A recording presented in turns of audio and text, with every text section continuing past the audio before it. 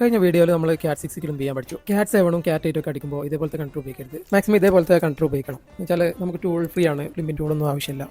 നമ്മളിന്ന് എടുത്തിട്ടുള്ളത് ക്യാറ്റ് 7ൻ്റെ കേബിളാണ്. ആദ്യം നമ്മൾ കണ്ടറിൻ്റെ കവർ ഇട്ടിട്ടുണ്ട്. ഓക്കെ, അതിൻ്റെ റൗണ്ടിലെ ക്ലിമ്പിംഗ് ടൂളൊക്കെ ഉപയോഗിച്ചിട്ടോ അല്ലെങ്കിൽ കട്ടർ ഉപയോഗിച്ചിട്ടോ സ്ലീവ് റിമൂവ് ചെയ്യുക.